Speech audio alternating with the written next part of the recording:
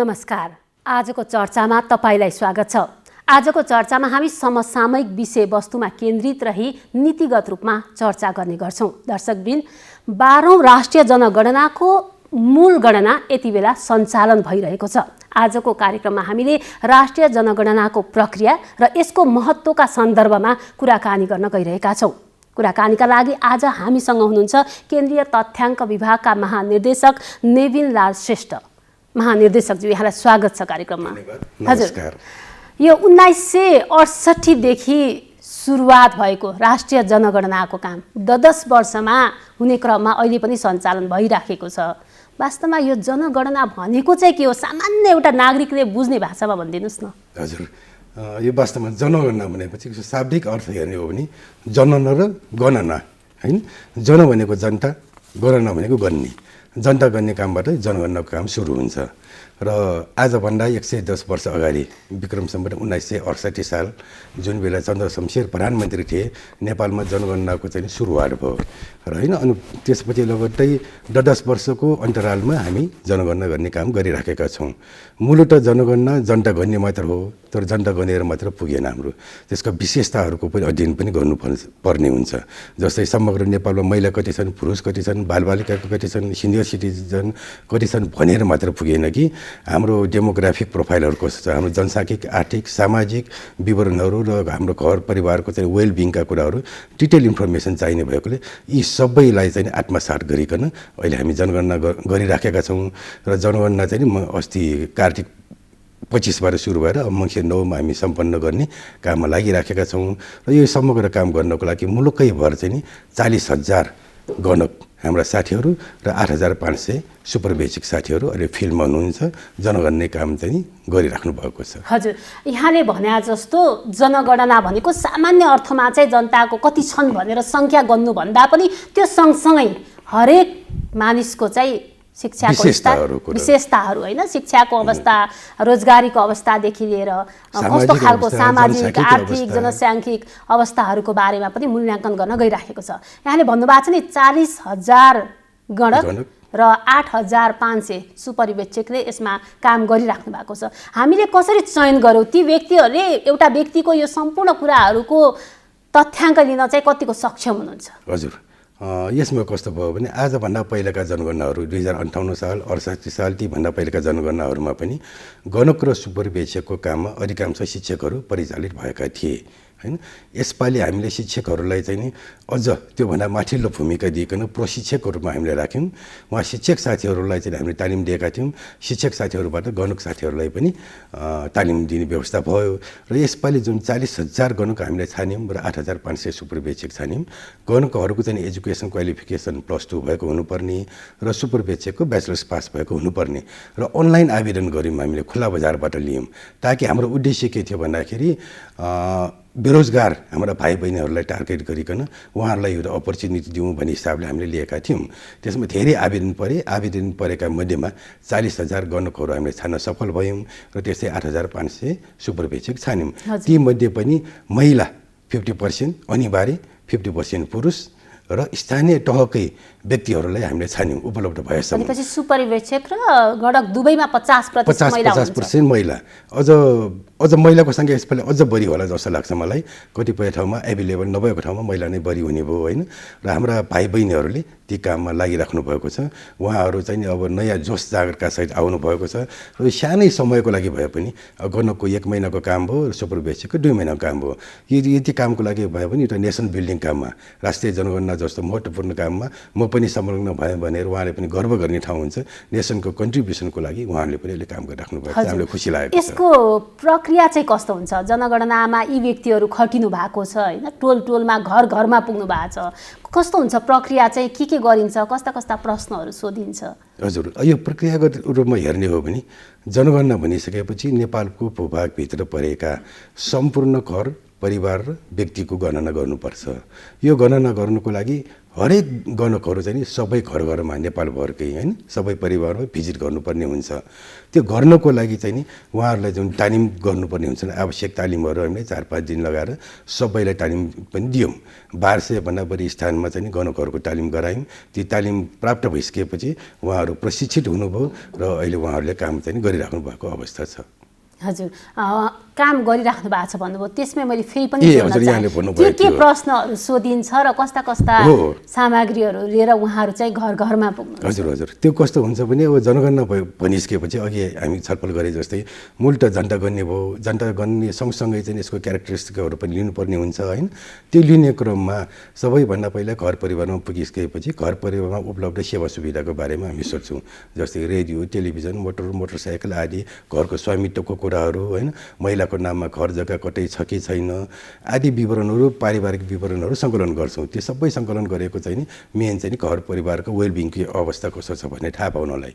त्यो सँगसँगै चाहिँ अनि परिवारको सबै व्यक्तिहरूको उमेर, लिङ्ग, वर्ष सँगसँगै चाहिँ नि उहाँहरूको शैक्षिक अवस्था, जनसाङ्खिक अवस्था। जस्तै जनसाङ्खिक भन्दाखेरि विवाहित महिलाहरूको कुरा होला हैन, कतिजना बच्चाहरू जन्माउनु भयो, कुनै बच्चाहरूको चाहिँ मृत्यु भयो भएन, यस्ता कुराहरूदेखि लिएर आर्थिक काममा उहाँहरू के काम गर्नुहुन्छ त, चाहे महिला होस् चाहे पुरुष होस् हैन, कहाँ काम गर्नुहुन्छ, के काम गर्नुहुन्छ, कुन हैसियतले काम गर्नुहुन्छ र अहिले काम नगरिराख्नु भएको भए चाहिँ नि भोलि कामको अपर्च्युनिटी पायो भने काम गर्नुहुन्छ कि हुँदैन भन्ने जस्ता इम्प्लोइमेन्ट, अनइम्प्लोइमेन्ट, लेबर युटिलाइजेसनका देखि लिएर सबभन्दा महत्त्वपूर्ण कुरा त हाम्रो संविधानमै उल्लेख भएको विषयहरू भनेको समावेशिताको कुरा हैन। विभिन्न जाति, भाषा, धर्म, क्षेत्र, वर्ग, लिङ्गका, उमेर समूहका व्यक्तिहरूको समानुपातिक प्रतिनिधित्व सुनिश्चित गर्नुपर्ने भनेर छँदैछ।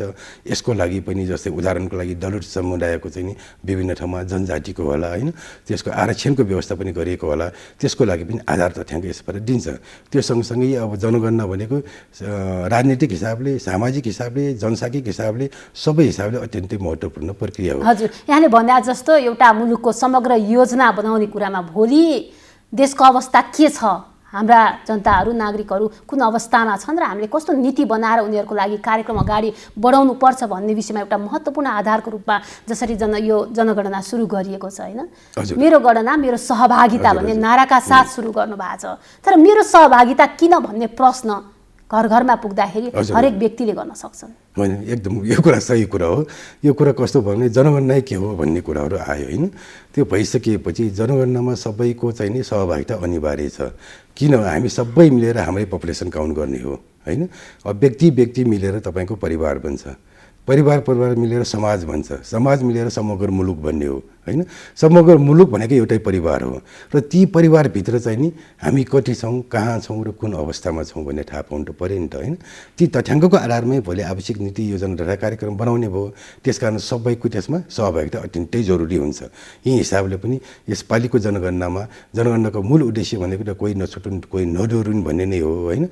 सबैको सहभागिताको सुनिश्चित गर्नको लागि पनि हामीले यसपालिको जनगणनालाई मूल नारा मेरो गणना मेरो सहभागिता भनेर अगाडि बढिराखेका छौँ। हजुर, नारा त यहाँले लिनुभयो, तर घर घरमा त्यसको महत्त्वका बारेमा गाउँ घरमा भएका ती दिदी बहिनी, आमा बुवा, दाजुभाइहरूलाई बुझाउन मैले किन दिने त मेरो जानकारी? किनभने हाम्रो जनगणनामा सङ्ख्या मात्र गनिँदैन, यसमा सबै परिवारको अवस्था, रोजगारीको अवस्था के छ भन्ने वस्तुस्थिति पनि सबै केलाएर ल्याइन्छ भने मेरो सम्पूर्ण कुराहरू म किन दिउँ अथवा भन्ने खालको प्रश्न त आउन सक्छ नि? होइन, यो जेन्युन कुरा हो, आउन सक्छ।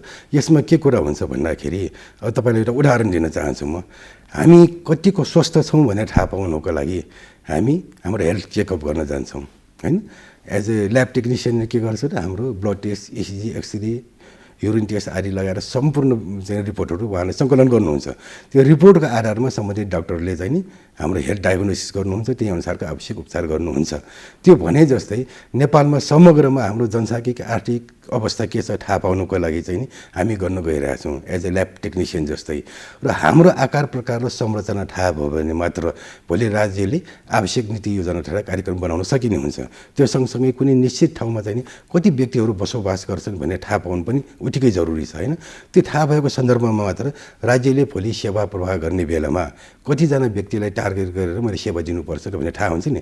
जस्तै खानेपानीको लाइनै भन्नु होला, त्यो मलाई ढलको लाइन विद्युतको लाइन, हामी घरबाट निस्किन साथ चाहिँ नि सडकको कुरा, यातायातको कुरा, विद्यालयको कुरा, शैक्षिक संस्थानको कुरा अथवा सेक्युरिटीको कुरा, यी सबैलाई पनि कति पपुलेसन, टार्गेट पपुलेसनलाई चाहिँ नि एड्रेस गरेर मैले चाहिँ प्रोग्राम बनाउने भन्ने कुरा, योजना बनाउनु पनि काम लाग्छ।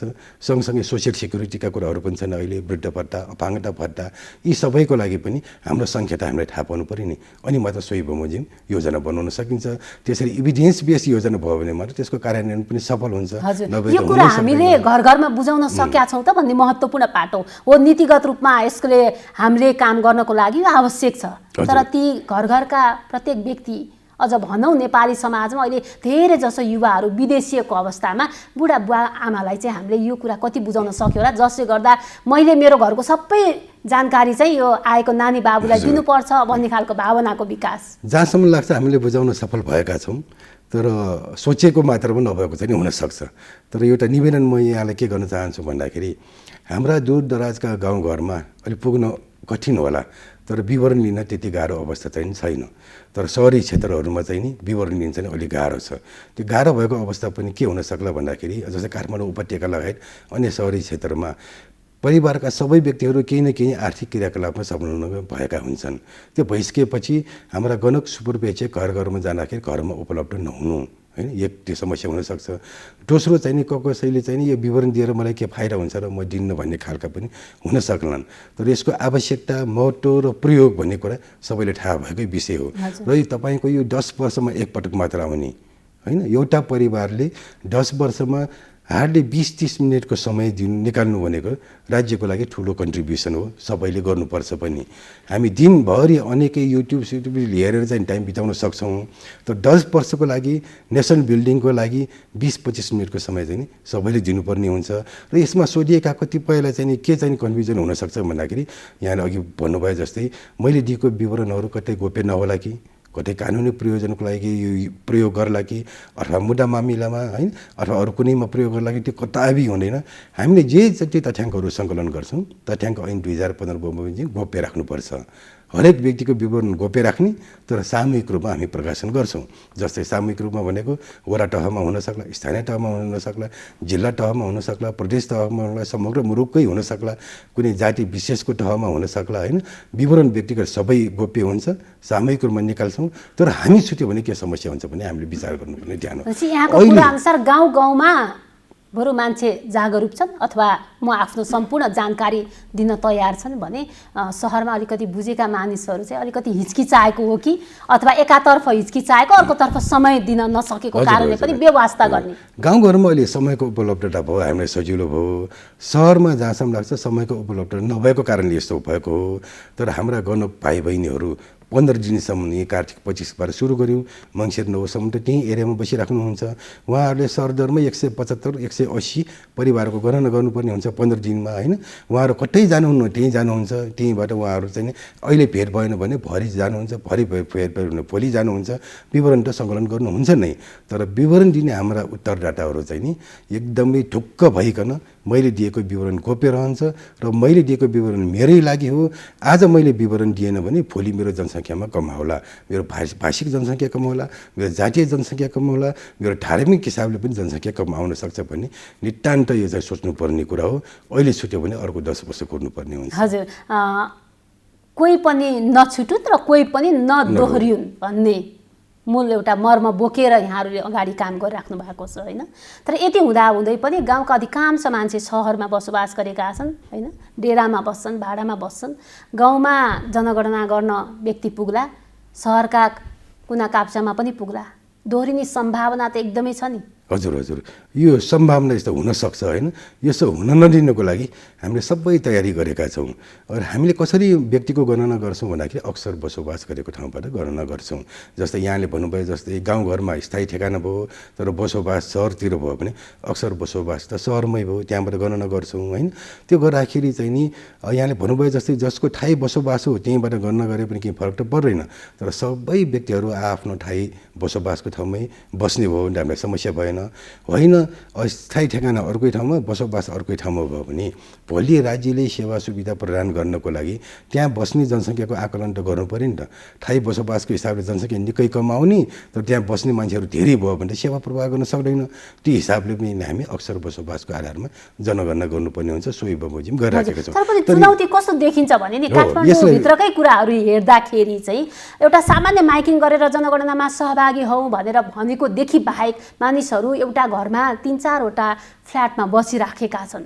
त्यहाँसम्म ती व्यक्तिहरू पुग्न सकेको त्यति देखिँदैन। होइन, पुगेको छ। यो अर्थमा म के थप्न चाहेँ भन्दाखेरि यो अक्सर अघिकै कुरामा अक्सर बसोबासको कन्टिन्युएसनमा चाहिँ नि अब पुगिसकेपछि हामीले जो जहाँ बस्छन् अक्सर बसोबासको हिसाबले गणना गर्नुपर्छ नै होइन।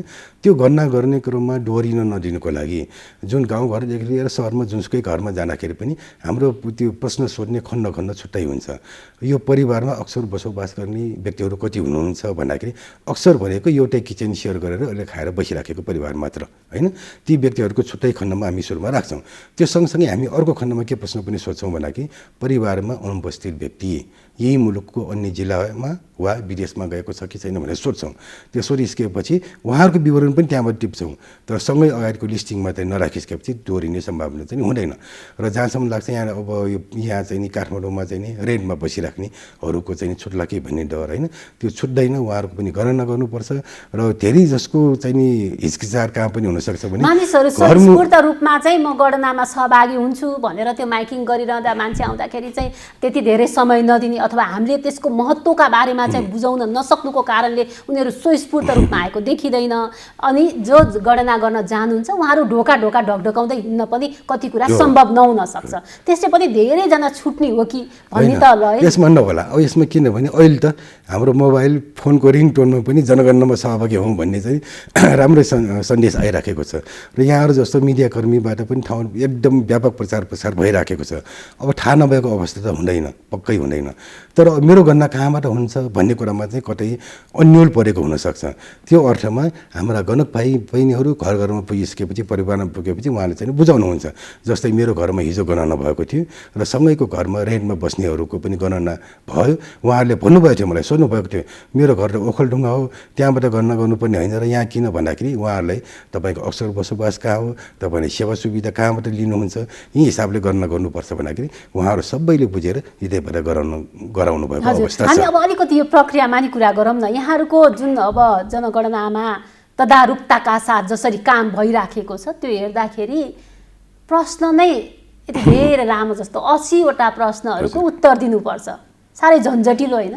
एकदम झन्झटिलो हो यो वास्तवमा।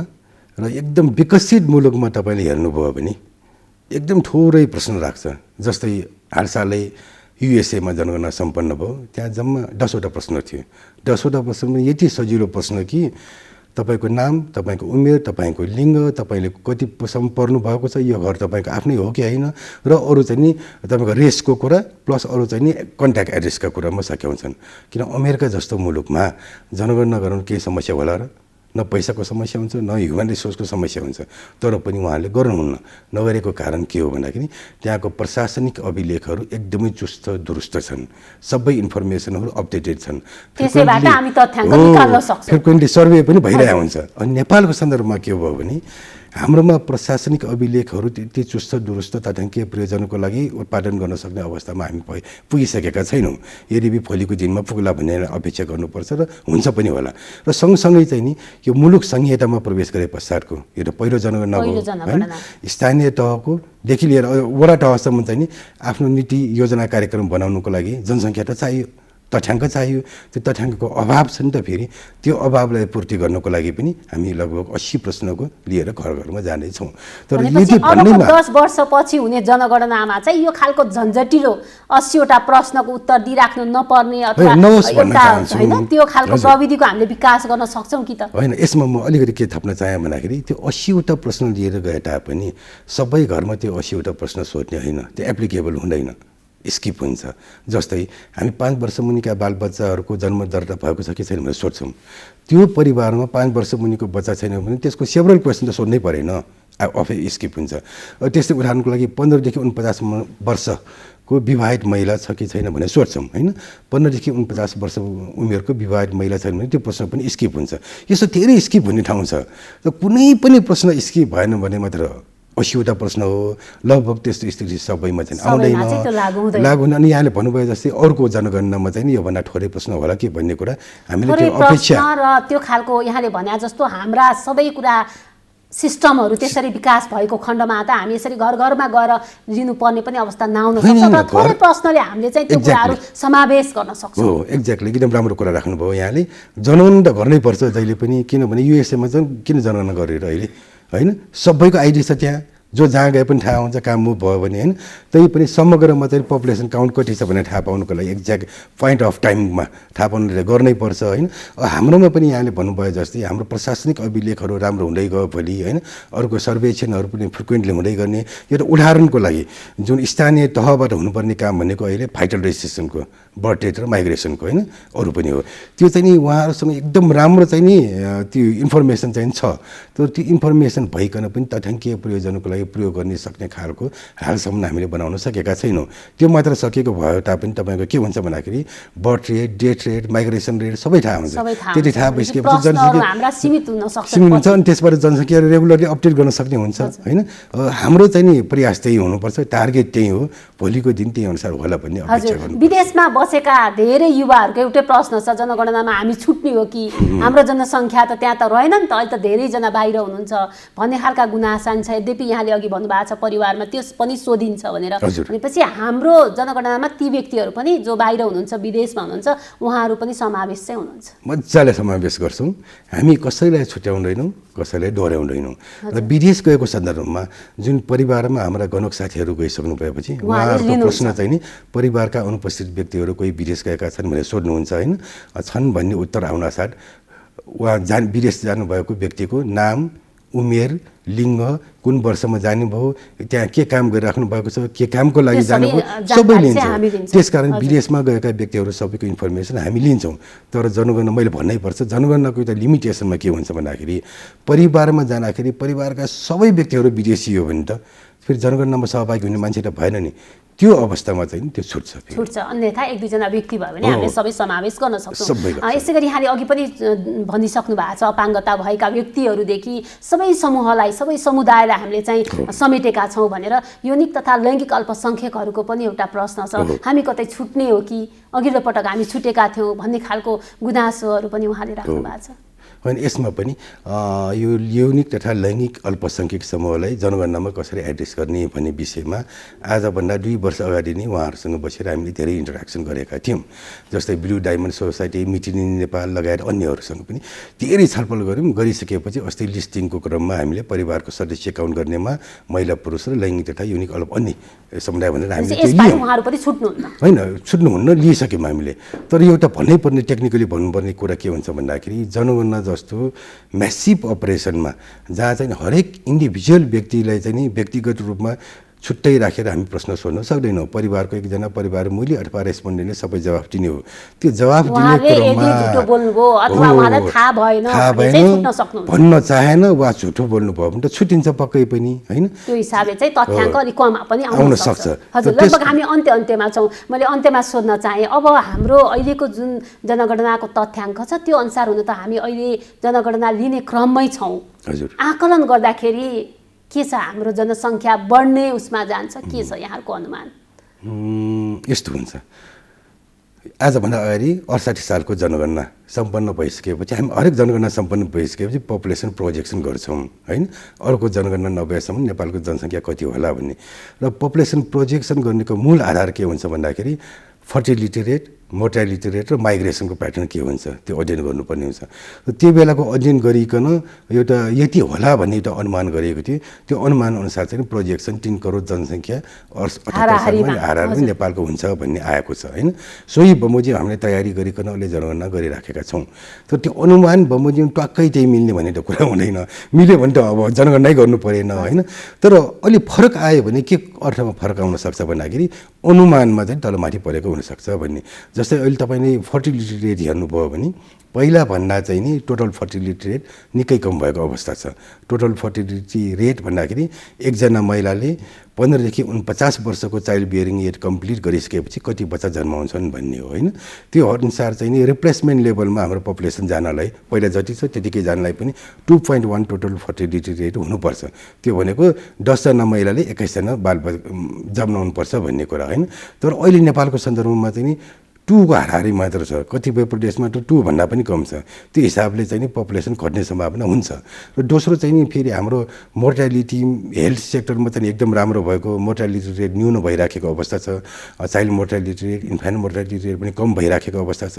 त्यो अवस्थामा चाहिँ नि फेरि मोर्टालिटी कम हुनासाथ बच्चा जन्माउनु पनि कम हुन्छ। भइसकेपछि चाहिँ नि पपुलेसन चाहिँ नि फेरि बढ्ने क्रममा पनि हुनसक्छ त्यो मोर्टालिटी कम भएकोले। र इन्टरनेसनल माइग्रेसनको कुरा पनि आउँछ, कति व्यक्तिहरू बाहिर गए होइन। त्यो सबैको लेखाजोखा गर्दाखेरि हामीले जुन 3 करोड भन्यौँ त्यसको हाराहारीमा चाहिँ पुग्छ। तर त्योभन्दा बढी नहोला कि जस्तो लाग्छ। बढी पनि हुनसक्छ अथवा थोरै कम पनि हुनसक्छ, थोरै बढी पनि हुनसक्छ। तर यो रिजल्ट आइसकेपछि थाहा हुन्छ। हजुर, महानिर्देशक यहाँले हामीलाई समय दिनुभयो र अहिले समग्र रूपमा जुन जनगणना भइराखेको छ त्यसको एउटा महत्त्व र प्रक्रियाको विषयमा हामीलाई जानकारी गराइदिनु भयो। यसको लागि म यहाँलाई धेरै धेरै धन्यवाद दिन्छु। हजुर, यहाँलाई पनि धेरै धेरै धन्यवाद। आजको चर्चाको कार्यक्रममा अहिले चर्चाको विषय पनि भइरहेछ, जनगणनाको विषयमा हामी छलफल गर्न पायौँ। मलाई समय दिनुभयो त्यसको लागि धन्यवाद। र सबै हाम्रा दाजुभाइ दिदीबहिनीहरूलाई चाहिँ नि निर्धक्क भएर जनगणनामा सहभागी हुनको लागि म हार्दिक अनुरोध पनि फेरि एकचोटि गर्दछु। धन्यवाद। हस्तै नै प्रस्तुतिसँगै आजको कार्यक्रमबाट म नेहा पनि बिदा माग्दछु। नमस्कार।